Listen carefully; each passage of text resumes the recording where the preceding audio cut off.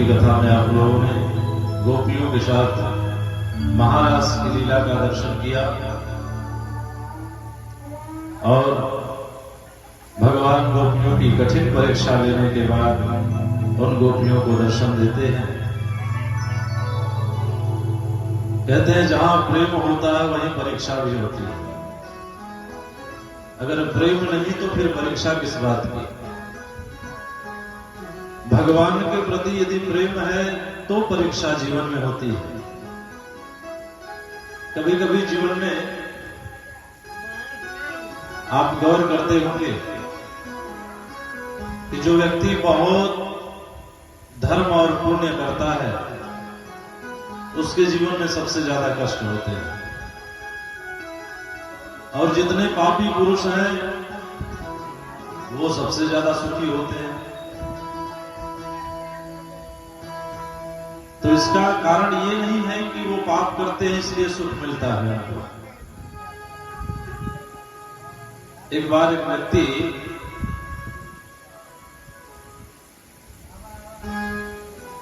दो भाई थे और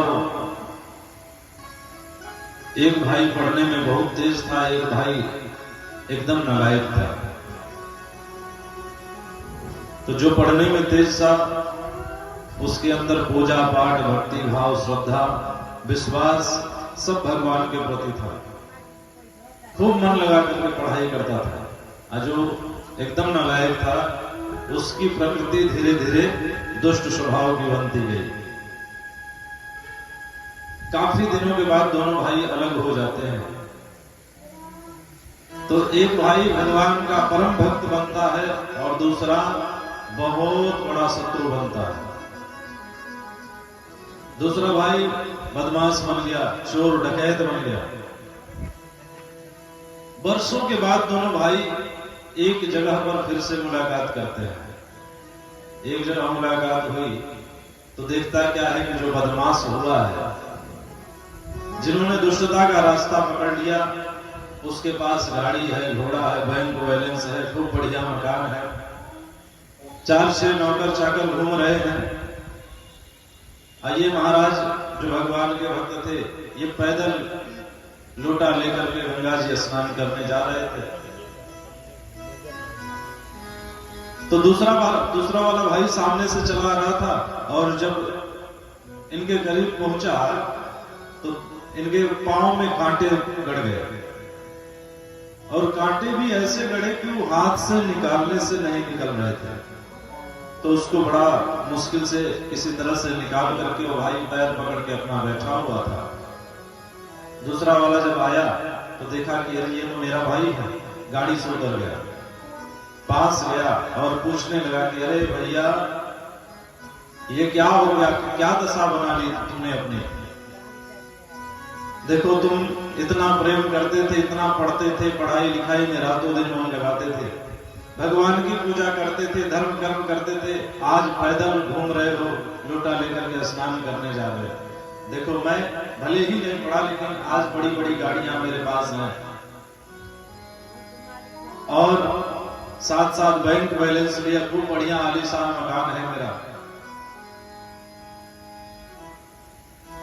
उसको व्यंग बोल करके भाई चला जाता है। तो दूसरा वाला भाई वहीं बैठ करके भगवान को याद कर रहा था। तो अचानक उसी समय भगवान प्रकट हो गए। भगवान से पूछा कि प्रभु मैंने तो प्रेम से, श्रद्धा से, भक्ति से आपकी सेवा करी, आखिर मेरी भक्ति में कौन सी कमी रह गई कि आज मुझे इतना बड़ा कांटा गड़ा है मेरे पैरों में। एक भाई के पैरों में कांटा गड़ रहा है, दूसरा भाई कार से जा रहा है। तो भगवान ने कहा जानते हो आज इसी जगह पर तुम्हारी मृत्यु लिखी हुई थी, इसी स्थान पर तुम्हारी मौत तुम्हारा इंतजार कर रही थी।